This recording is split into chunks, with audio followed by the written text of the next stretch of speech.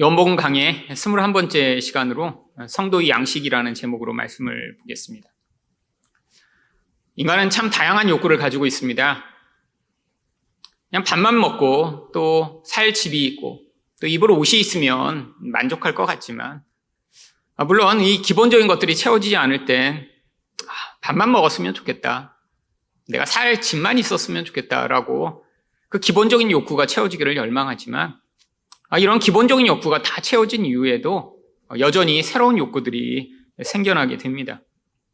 이 인간의 욕구는 너무 다양하고 또 너무 깊어서 한 가지가 채워진다고 해서 그것으로 계속해서 만족할 수 있는 사람은 없죠. 그래서 사람들이, 남들이 볼 때는 저 정도면 행복하겠다라고 생각하는 사람들도 가까이 다가가 보면 다양한 이 욕구들로 말미암아 스스로 불행하고 불만족하게 여기는 경우들이 많이 있습니다. 이 세상 사람들이 채우고자 하는 이 다양한 욕구들, 그런데 성도에게는 이것과는 다른 또 다른 욕구가 존재합니다. 세상 사람들은 절대로 알 수 없는 영적 욕구죠. 바로 이 영적 욕구가 채워지도록 만들 수 있는 유일한 것이 바로 영적 양식입니다. 성도는 이 영적 양식을 먹어 이 영적 욕구가 채워져야 바로 이 세상의 욕구를 뛰어넘는 진짜 만족과 행복을 경험할 수 있습니다. 오늘 말씀을 통해 그렇다면 이 영적 욕구가 어떠한 생명의 양식으로 채워질 수 있는지를 살펴보고자 하는데요. 성도의 영적 양식은 무엇인가요? 하나님의 뜻을 온전히 이루는 것입니다. 31절 말씀을 보겠습니다. 그 사이에 제자들이 청하여 이르되 랍비여 잡수소서.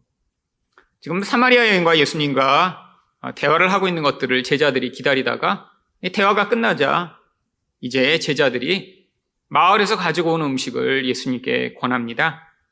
그런데 예수님이 32절에서 이렇게 답을 하십니다. 이르시되 내게는 너희가 알지 못하는 먹을 양식이 있느니라. 특별히 예수님은 너희가 알지 못하는 양식이 있다라고 말씀을 하세요. 그렇다면 예수님은 이 땅에 계실 때 이 제자들이 먹던 것 같은 그런 음식을 먹지 않으셔도 괜찮으시다라고 하는 것인가요? 아닙니다. 지금 이 먹을 것 이야기가 나왔을 때 이 눈에 보이는 이 음식을 통해 눈에 보이지 않는 영적인 음식, 하늘 양식에 대해서 지금 강조하여 말씀하시고자 기회를 잡으신 것이죠. 그런데 제자들은 이 예수님의 의도를 깨닫지 못합니다. 33절에 뭐라고 이야기하나요? 제자들이 서로 말하되 누가 잡수실 것을 갖다 드렸는가 하니. 성경에서 여러 곳에서 예수님은 눈에 보이는 어떤 상황을 통해 영적인 것을 가르치시고자 했는데 제자들은 그것들을 깨닫지 못하고 마치 여기서처럼 이런 엉뚱한 반응을 한 적들이 많이 있었습니다. 그때 예수님이 바로 이 기회를 통해 34절에서 뭐라고 말씀하시나요? 예수께서 이르시되 나의 양식은 나를 보내신 이의 뜻을 행하며 그의 일을 온전히 이루는 이것이니라. 바로 예수님은 내가 먹고 내가 만족하고 내가 힘으로 삼을 수 있는 근거가 하나님의 뜻을 완성하는 것이다 라고 말씀을 하신 것이죠. 이것은 제자들이 들으라고 이 제자들에게만 말씀하신 것이 아닙니다. 바로 이 성경을 읽는 우리 모두에게 하나님의 백성들이 진짜 이 세상에서 이 세상의 그런 것으로만이 아니라 진짜 만족하고 진짜 힘을 얻을 수 있는 영적 근거가 무엇인가를 우리에게 가르치시고자 이 기회를 사용하신 것이죠. 여러분, 사람들이 세상에서 가장 싫어하는 것이 무엇인가요? 바로 자기 뜻대로 살 수 없고 남의 뜻대로 해야 될 때 정말 가장 힘들고 어렵다라고 느낍니다. 근데 이런 인간의 근원이 왜 시작된 것이죠? 바로 창세기 3장 5절에서 너희가 그것을 먹는 날에는 너희 눈이 밝아져 하나님과 같이 되어 선악을 알 줄 하나님이 아심이니라. 이 뱀의 꼬임대로 인간이 선악과를 따먹고 이제 스스로 결정권자가 돼서 내가 좋은 것, 나쁜 것을 스스로 결정하여 내 욕망에 충족할 만한 그런 것만을 좋은 것이라고 판단하게 되었기 때문입니다. 여러분, 그렇기 때문에 이 하나님의 뜻이라는 것이 바로 이런 죄에서 벗어나지 않은 자에게는 절대로 받아들일 수 없는 것입니다. 왜냐하면 인간이 좋다라고 판단하는 것은 다 눈에 보이는 것이며 자기 이기적 욕심을 만족시키는 것이기 때문이죠. 그래서 요한일서 2장 16절은 무엇이라고 이야기합니까? 이는 세상에 있는 모든 것이 육신의 정욕과 안목의 정욕과 이생의 자랑이니 다 아버지께로부터 온 것이 아니요 세상으로부터 온 것이라. 여러분, 여기에서 육신의 정욕, 안목의 정욕, 이생의 자랑이 바로 이 세상을 살아가는 사람들이 이 세상에서 가장 좋은 것이라고 생각하며 어떻게든 이루고 얻어내고자 하는 모든 것들을 이야기합니다. 그런데 이것을 쉬운 성경으로 번역한 것을 보면 무엇이라고 번역하고 있나요? 이 세상에는 악한 것들이 있습니다. 그것들은 바로 우리 육신을 즐겁게 해주는 것, 우리 눈을 즐겁게 해주는 것, 우리들의 삶에 대해 자랑하는 것들입니다. 여러분, 사람들이 결국 세상을 살아가는 이유가 이것 아닌가요? 내가 좀 더 내 육신이 편하고 즐겁기를 위해, 내가 눈에 보는 것으로 이전보다 더 재밌고 더 아름답고 더 멋진 것을 보기 위해, 또 내가 내 인생에서 가지고 있는 것, 그거 자랑하고 싶어서. 여러분, 세상 사람들이 인생을 이런 재미가 없다면 아마 세상 사람들은 살지 못할 것입니다.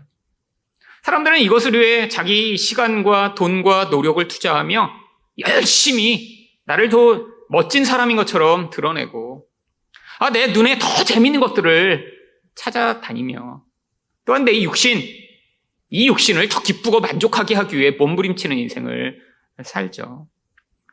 우리가 이것들을 다 좋은 것이라고 여기는데 하나님의 눈에 이것은 좋은 것이 아니라 악한 것이라고 하는 것이죠. 여러분, 그런데 우리가 좋다라고 하는 것들을 결국 우리가 계속 추구하면 어떻게 되나요? 이 인간이 이 영적인 힘으로 말미암아 인간다운 삶을 살 수 있는데, 결국 인간의 이 영적 이기심이라는 것은 결국 이 육적인 것들을 붙들고 살아가는 그 존재를 사로잡아 노예로 만들어 버립니다. 결국 궁극적으로는 이렇게 세상의 쾌락, 세상의 즐거움에 사로잡힌 사람은 자기도 파괴하고 남도 파괴하는 인생을 살게 되어 있죠. 여러분, 이게 바로 하나님의 시각에서 선하다라고 하는 것과 인간의 시각에서 선하다라고 하는 것이 정말 대조되는 모습입니다. 여러분, 자녀를 키우다 보면 자녀가 좋다라고 생각하는 것과 부모가 좋다라고 생각하는 것 사이에 반드시 충돌하게 되어 있죠. 여러분, 어릴 때는 아주 단순합니다. 아이들은 달고 또 이렇게 맛있는 것만을 먹고자 하죠. 심지어는 그 경향을 누가 가르쳐야 되나요? 아니에요. 여러분, 아주 아기 때부터 단 것을 먹으면 좋아하고요. 그것을 더 원합니다. 여러분, 그런데 아이들이 좋아하고 내가 이게 선이라고 생각하는 것들을 계속 허락하면 어떤 일이 벌어지나요? 결국 아기 때는 건강이 상하게 되겠죠. 나쁜 습관을 들이게 되겠죠.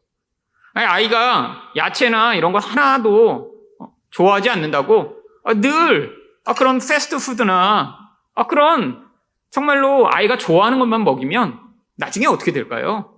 결국 건강에 문제가 생겨 큰일 날 것입니다. 그런데 이 아이가 좋다라고 여기는 것이 단순히 이런 먹는 것만인가요? 나이가 성장해 나가면서 점점 부모와 충돌하는 영역들이 많아지게 됩니다. 어떤 부모가 자기 아이 때문에 너무 고민하다가 인터넷에 글을 올린 것을 봤습니다. 맞벌이 하는 부부인데 아들이 하나 있는데 중학교가 되더니 이제는 하루 종일 게임만 하고 유튜브만 보고 방에서 나오질 않는다는 거예요. 심지어는 밥을 차려놓고 가도 밥도 하나도 안 먹고 라면만 먹고 과자만 먹는 그런 아이. 당연히 그러니까 학교 성적은 20점, 30점도 맞아오지 못한다고 합니다. 유일하게 잘하는 거는 체육이래요. 체육만 A를 맞아온대요. 맞벌이 하는 부모가 너무 답답해서 아이한테 학원이라도 좀 가고 공부를 좀 해야 되지 않겠니? 그럼 아이가 뭐라고 대답을 할까요? 맞아요, 엄마. 내가 공부를 해야 되는데 좀 어떻게 도와주세요. 이런 아이는 아마 없을 것입니다. 그런 아이는 아마 이렇게 살질 않겠죠. 부모가 이렇게 하는 그런 조언에 대해 대부분의 아이들, 특별히 이 아이가 뭐라고 하냐면 내 인생 내가 알아서 할 테니까 간섭하지 마. 여러분, 이 사춘기 아이들을 키우다 보면 아주 자주 흔하게 듣게 되는 이야기입니다. 여러분, 그런데 내 인생을 내가 알아서 하겠다라는 그 내가 알아서의 본질이 무언가요? 힘들고 내가 반드시 해야 되는 것들은 하지 않고 그냥 내 육신이 원하는 대로 그냥 살겠다라고 하는 것이죠. 여러분, 이런 아이가 성인이 되면 어떻게 될까요? 결국 그런 중독적이고 쾌락에 의존된 삶을 벗어나지 못하고 굉장히 불행하고 가족에게도 고통스러운 인생이 될 수밖에 없겠죠. 여러분, 하나님이 우리 인생을 바라보시는 건 단순히 이 땅의 문제가 아닙니다. 우리가 나이가 들어서 그냥 이렇게 세상에 중독돼 살며 마치 이 아이가 성인이 된 것처럼 사는 것을 우려하시는 것이 아니라 하나님은 우리가 원래 만들어진 창조의 목적인 그 본래의 인간다움을 회복하여 바로 예수님처럼 하나님처럼 이 땅을 살기를 원하시는 것이죠. 여러분, 바로 그게 하나님의 뜻입니다. 그래서 성경은 이 하나님의 뜻을 선하고 기뻐하시고 온전하시다라고 이야기를 하죠. 로마서 12장 2절을 보시면 하나님의 선하시고 기쁘시고 온전하신 뜻이 무엇인지 분별하도록 하라. 여러분, 이것은 세상 사람은 절대로 할 수 없는 일입니다. 왜? 내 선이 너무 강하기 때문에 하나님의 선을 받아들일 수 없죠. 나를 기쁘게 하는 그 자기 중심적 욕구가 너무 강해서 하나님을 기쁘시게 하는 것을 알 수 없습니다.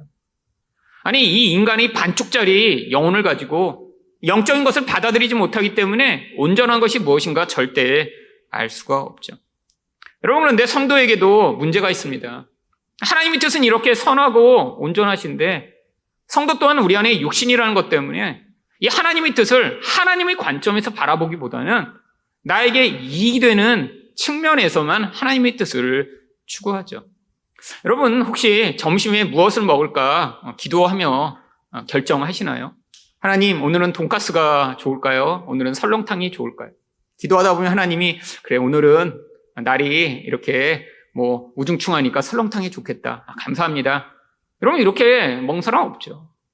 여러분, 그런데 우리가 하나님 뜻을 알고자 간절히 기도하고 심지어는 금식도 하고 작정 기도도 할 때가 있습니다. 근데 그때는 항상 언젠가요? 뭔가 큰 문제가 생겼거나 아니면 인생에서 너무나 아주 중요한 결정을 해야 돼서 잘못 결정하면 그 결정으로 말미암아 내 인생 몇십 년이 영향을 받을 만한 그러한 중차대한 문제가 있을 때 그때 우리는 그렇게 하나님의 뜻을 알고자 합니다. 여러분, 이러한 중요한 뜻은 도대체 어떤 것일까요? 바로 우리 인생에서 결혼할 때, 취업할 때, 큰 투자를 할 때 다 우리 이익과 관련된 부분에서 그때 하나님의 뜻을 알고자 하는 것이죠. 여러분, 여기서부터 모든 문제가 있습니다. 하나님은 우리가 이 땅에서 좋은 데 투자를 해서 더 많은 이익을 얻도록 하나님의 뜻을 가르쳐 주시지 않아요.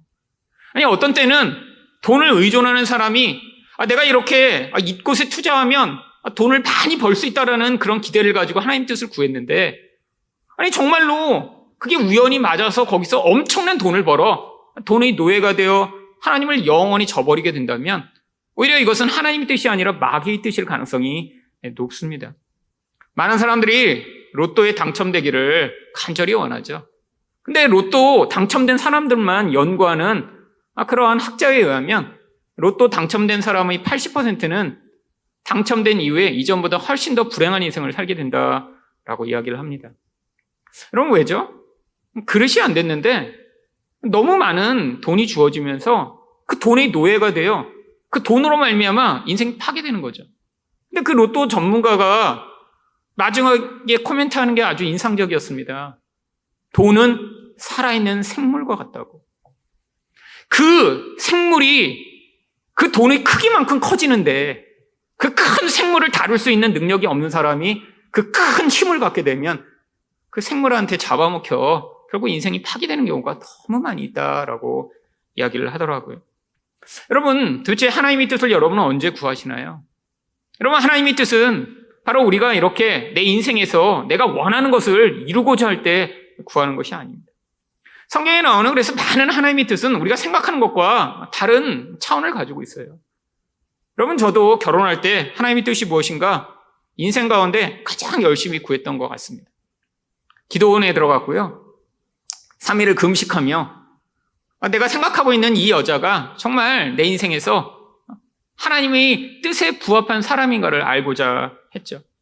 근데 왜 그렇게 금식까지 하며 열심히 기도했을까요? 혹시 결혼했는데 나중에 문제가 생길까 봐요. 여러분, 결국 나의 이기심 때문이었습니다. 근데 그렇게 일주일을 기도하고 나서 제가 그때 깨달은 게 무엇인 줄 아세요? 내가 하나님의 뜻이라고 이렇게 열심히 구한다고 하지만 결국 나의 욕구가 채워지는 그런 답을 얻고자 하는 것이구나. 하나님은 이런 방식으로 나한테 이 여자랑 결혼을 하면 너 인생에는 문제가 없고 그냥 행복하기만 할 거야. 이렇게 말씀해 주시는 분이 아니구나. 결국 내가 나의 선택에 대해 책임을 지며 하나님이 하지만 그 선택 가운데도 하나님의 뜻을 이루기 위해 개입하시는구나 라는 사실을 깨달았습니다. 여러분, 많은 사람들이 결혼할 때 더 행복하기 위해 결혼을 하죠. 근데 그래서 모든 문제가 생기는 거예요. 여러분, 제가 처음에도 말씀드렸지만 사람들이 행복하고 만족할 때는 언제죠? 나의 욕구가 충족될 때 행복하고 만족하다고 여깁니다. 근데 인간의 욕구는 너무 다양해요. 특별히 이 결혼을 통해 친밀한 관계를 통해 채움받고자 하는 이 욕구는 인간의 가장 근원적인 친밀감의 욕구, 바로 영적인 욕구와 연결되어 있는 욕구입니다. 그러니까 표면적으로는 채울 수가 없는 거예요. 아무리 좋은 사람, 아무리 따뜻한 사람, 아무리 멋진 사람을 만나도 이 친밀감의 욕구는 영적인 욕구에서 근원된 것이기 때문에 이런 인간적으로 어떤 사람을 만났기 때문에 채울 수 없는 것입니다. 하나님이 결혼을 만드신 목적이 그래서 이 결혼을 통해 행복하라고 만드신 것이 아니라 에베소 5장 27절을 보시면 자기 앞에 영광스러운 교회로 세우사 티나 주름 잡힌 것이나 이런 것들이 없이 거룩하고 흠이 없게 하려 하십니다. 여러분, 에베소 5장은 바로 이렇게 하나님의 백성을 향한 하나님의 뜻이 결혼 관계 가운데 어떻게 나타나는지를 보여주는 말씀이 담겨 있는 부분입니다. 근데 그 핵심 내용이 뭐예요? 이 부부관계를 통해 거룩하고 흠이 없는 존재가 되게 하신대요. 여러분, 거룩하다는 것이 무엇이죠? 죄가 없는 것입니다. 결국 우리는 이 죄로 말미암아 나의 욕구만을 채우려고 하고 이 이기적 욕구를 충족받아 결국 내가 그것으로 만족하고자 하는 그런 경향성을 가지고 있기 때문에 하나님과의 관계와 이웃과의 관계가 계속 깨지는 것이죠. 근데 하나님은 결혼을 통해 이런 본질적이고 이기적인 본질을 깨치는 방식으로 우리 인생에 개입해 오신다라고 하는 것입니다. 여러분, 이게 바로 결혼을 향한 하나님의 뜻이에요. 결혼을 해서 그래서 내가 원하는 행복이 주어지지 않을지라도 그것이 하나님의 뜻일 수 있습니다. 결혼해서 혼자 살 때보다 훨씬 더 만족하고 기쁠 수 있죠. 여러분, 그런데 그게 인간이 만들어진 가장 근원적인 인간다움이 아니라는 거예요. 여러분, 결혼을 단순히 내가 혼자 밥 먹다가 외로우니까 누군가와 같이 밥 먹기 위해서 결혼을 하나요? 아니에요. 더 근원적인 욕구가 채워지길 원합니다. 근데 그 욕구가 너무 크고 강하면 이 사마리아 여인처럼 되는 것이죠. 여러분, 이 여인이 얼마나 많이 골랐을까요? 아마 그 동네에서 가장 자기가 볼 때 괜찮은 사람이라고 하는 순서대로 결혼을 했을 것입니다. 그렇지 않을까요? 이렇게 6번이나 벌써 남자와 살고 있는 여인이니까 아마 첫 번째 결혼한 사람이 그 중에 제일 낫겠죠. 여러분, 그런데 자기 가운데, 판단 가운데 가장 선하다라고 하는 결정으로 계속 선택해 나갔는데 결국 이 여인의 인생이 어떻게 됐나요? 자기도 불행하고 자기랑 결혼했던 모든 남자도 불행할 수밖에 없는 그런 인생이 되었죠. 여러분, 이게 바로 하나님의 뜻을 온전히 받아들이지 못한 그런 인간의 상태입니다. 결국 하나님은 우리 인생 가운데 하나님의 뜻을 무엇으로 말씀하시나요? 갈라디아서 5장 14절을 보시면 온 율법은 내 이웃 사랑하기를 내 자신같이 하라 하신 한 말씀에 이루어졌나니. 여러분, 율법이라는 게 바로 하나님의 뜻이 구체적으로 담긴 말씀이라는 거예요. 근데 다른 게 없다라는 거예요. 그냥 내 자신처럼 이웃을 사랑해야 되는데 어떻게 내 자신처럼 사랑할 수 있을까요? 여러분, 인간은 내 자신을 사랑하는 것이 인간 안에 100%가 있기 때문에 결국 자기 사랑이 그 영혼 안에서 잘라져 나간 만큼 다른 사람을 사랑할 수 있는 것입니다. 여러분, 근데 인간은 이 자기 사랑에서 벗어날 수가 없어요. 노력한다고 벗어나나요? 애쓴다고 되나요? 여러분, 자기 사랑에서 벗어나는 건 마치 내가 숨을 쉬지 않고도 살 수 있어 라고 주장하는 것입니다. 여러분, 숨을 쉬지 않고 여러분 살 수 있으세요? 아니, 어려서 숨 참기 하겠다고 1분, 2분 참기는 할 수 있지만 결국 어쩔 수 없이 나중에는 숨을 쉴 수밖에 없는 존재입니다. 이게 마치 우리의 자기 사랑이에요. 여러분, 아무리 노력하고 애써도 이 자기 사랑에서 벗어날 수 없기 때문에 하나님이 성령으로 우리 안에 들어오신 것입니다. 그래서 우리 안에서 이 자기로 꽉 찬 우리 영을 점차 깨트려 가시며 우리를 다스리실 때 바로 그만큼 우리가 다른 사람을 향한 사랑, 하나님을 향한 사랑을 할 수 있는 것이죠. 여러분, 바로 이게 하나님의 뜻이에요. 우리 인생을 향한 하나님의 뜻입니다. 하나님이 우리 인생 가운데 찾아오셔서 바로 하나님의 뜻을 이렇게 이루는 그 마음을 만들어내신 것은 결국 그 결국을 통해 우리가 하나님이 원래 인간을 만드신 온전한 사랑 가운데 살아가는 존재로서 좀 더 변화될 수 있도록 우리 인생 가운데 개입해 오시는 것이죠. 여러분, 이게 바로 우리가 죽은 다음에 가기를 원하는 하늘나라의 모습이며 하나님의 통치가 완성된 모습입니다. 결국 예수님이 이루시고자 한 하나님의 뜻은 자기가 이렇게 다른 사람을 사랑하심으로 말미암아 죽기까지 우리를 위해 사랑하심으로 말미암아 원래 만들어진 모습대로 인간들이 살아갈 수 있도록 회복하시고자 한 것이죠. 그래서 요한일서 4장 12절은 무엇이라고 이야기하나요? 어느 때나 하나님을 본 사람이 없으되 만일 우리가 서로 사랑하면 하나님이 우리 안에 거하시고 그의 사랑이 우리 안에 온전히 이루어지느니라. 여러분, 사랑하면 하나님이 계시대요. 이게 하나님의 나라죠. 여러분, 하나님 나라는 장소가 아닙니다. 하나님이 함께 계신 곳이 하나님 나라예요. 여러분, 인생 가운데 가장 행복한 것이 바로 이 지점이에요. 여러분, 인생에서 정말 수천억 원의 돈을 가지고 있는데 나 혼자밖에 없이 살고 있다고 하면 그 돈이 무슨 소용이 있을까요?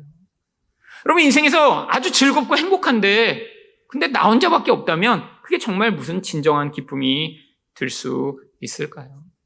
여러분, 이 사마리아 여인의 상태, 이 사마리아 사람들의 상태가 바로 이런 깨어진 관계 가운데 살아가는 전형적 모습입니다. 바로 예수님이 오셔서 이루시고자 한 것이 이 죄가 만들어낸 이 깨어진 상태로부터 그들을 구원하시고자 하신 것이죠. 여러분, 그런데 이 사마리아 사람들의 상태를 예수님이 35절에서 이렇게 말씀하십니다. 너희는 넉 달이 지나야 추수할 때가 이르겠다 하지 아니하느냐?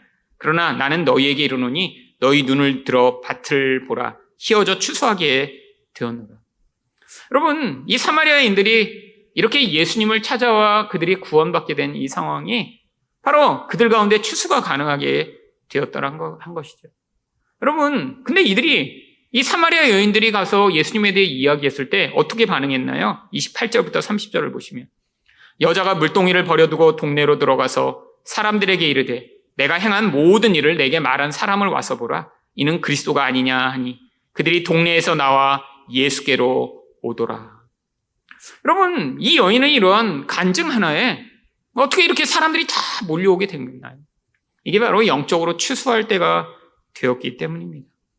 여러분, 어떤 사람이 이 예수님이 메시아이시고 우리에게 이렇게 구원을 주실 수 있다라고 하는 그러한 말에 반응할 수 있나요?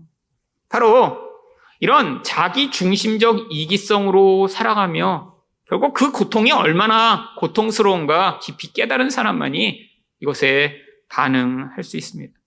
여러분, 하나님이 이 세상의 죄를 금방 없애시지 않고 이 죄를 통해 어떤 일을 하시냐면 바로 인간 안에 이 고통을 허용하심으로 말미암아 고통 가운데 하나님께 나올 수 있도록 만드시는 것이죠. 여러분, 우리가 병에 걸렸을 때 병을 빨리 치유받는 길은 그 병의 증상을 빨리 알게 되는 것입니다. 여러분, 그런데 암과 같은 이런 병이 무서운 이유가 뭔가요?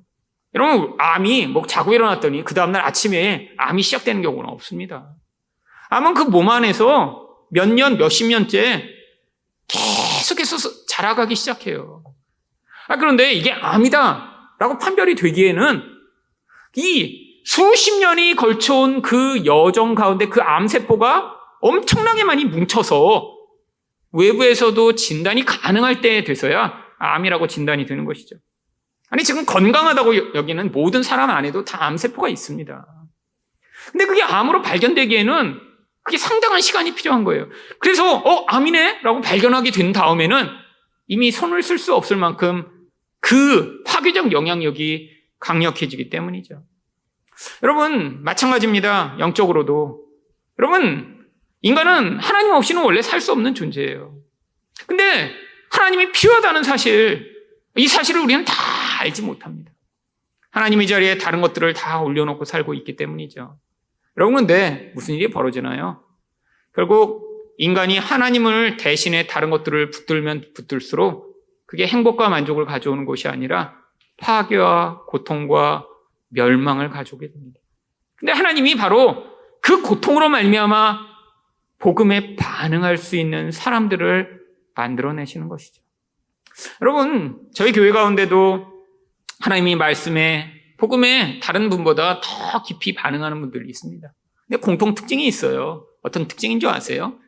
인생 가운데 다른 분보다 고난의 깊이가 깊으십니다. 고민을 많이 하셨어요. 방황도 많이 했어요. 아픔도 많이 겪었어요. 그러니까 그 안에서 결국 인생이란 내 힘과 내 노력과 내 의지로 해결될 수 없구나라는 사실을 근원 안에서 인정한 분들이 바로 그러한 복음의 반응에 쉽게 반응하게 되는 것입니다. 여러분, 예수님이 오신 목적이 그래서 누가복음 4장 18절에서 뭐라고 이야기하나요? 주의 성령이 내게 임하셨으니 이는 가난한 자에게 복음을 전하게 하시려고 내게 기름을 부으시고 나를 보내서 포로된 자에게 자유를, 눈먼 자에게 다시 보게 함을 전파하며 눌린 자를 자유롭게 하고. 여러분, 죄가 가져오는 상태가 여기 아주 자세히 나옵니다. 포로됨, 눈이 멈, 눌림. 여러분, 이게 바로 죄가 만들어내는 그런 모습들이죠. 여러분, 그런데 바로 이런 죄로 말미암는 눌림과 포로됨과 눈멈의 상태의 고통을 경험한 자일수록 바로 예수님이 우리에게 이 자유를 주실 수 있다라고 하는 이 복음의 말씀이 바로 어떤 누구보다 쉽게 반응할 수 있는 것이죠. 여러분, 바로 예수님이 오신 이때가 그래서 이런 사람들 안에서 죄로 말미암는 고통으로부터 바로 예수 그리스도만이 구원자시라는 사실을 우리에게 전파함으로 말미암아 이 영적 추수가 가능하게 되는 그런 놀라운 시기가 된 것입니다. 여러분, 그런데 여러분, 하나님이 세상 가운데 모든 사람을 똑같이 구원하시지 않고 어떤 사람들에게는 이 복음을 먼저 깨닫고 경험하게 하심으로 말미암아 그들을 이 하나님 나라의 추수에 동참하는 자들로 부르신다라고 하는 것이죠. 바로 36절을 보시면 거두는 자가 이미 삭도 받고 영생에 이르는 열매도 모았으니 이는 뿌리는 자와 거두는 자가 함께 즐거워하게 하려 함이라. 여러분, 추수는 그 씨를 뿌리고 그것들을 거둔 사람의 노력을 그냥 가서 동참할 뿐입니다. 근데 성경은 뭐라고 그래요? 씨 뿌린 자가 따로 있는데 바로 우리들을 향해 이 추수하는 즐거움에 동참케 한대요. 여러분, 진짜 기뻐해야 될 사람은 씨를 뿌리고 그걸 가꾼 사람입니다. 근데 사꾼이 돼서 그 전에는 아무 일도 하지 않았다가 그냥 추수 때만 가서 도와주는 그런 사람들, 그런 사람들이 있잖아요. 여러분, 그런 사람도 함께 기뻐하게 된다라고 하는 것이죠. 이번 주에 한 25년 동안 구조대원을 한 분의 인터뷰를 본 적이 있습니다. 근데 이분이 이제 구조대원을 하는 게 쉽지 않은 일이라고 하더라고요. 밥도 제대로 못 먹는데요. 밥 먹다가 갑자기 이렇게 출동이 되면 10초 안에 출동해야 된다고 합니다. 그래서 밥을 먹을 때도 혹시 중간에 먹다가 출동해야 될 거를 예상하고 먹어야 된대요. 그래서 면 요리는 절대 못 먹는답니다. 면을 먹다가 그냥 출동해야 되면 갔다 와서 다시 면을 먹으려면 불어갖고 못 먹기 때문에 최대한 빨리 먹을 수 있는, 그리고 중간에 갔다 와서 먹어도 괜찮은 음식만 먹는데요. 주말에는 이 출동이 너무 많아서 정말 10시간씩 한 번도 쉬지 않고 이렇게 출동을 하고 다녀오는 경우도 있다라고 합니다. 그런데 물어봤어요. 인터뷰를 하면서. 아니, 근데 이렇게 힘든 일을 하시면서 어떻게 이렇게 25년째 계속 하실 수 있냐고. 근데 이분이 얘기가 자기 때문에 누군가 살아나게 되는 경험을 하면 그게 정말 이 일을 계속하게 만드는 아주 강력한 그런 힘이라고 얘기를 하더라고요. 그러면서 배지를 보여주는 거예요. 근데 여기에 배지가 2개가 달렸더군요.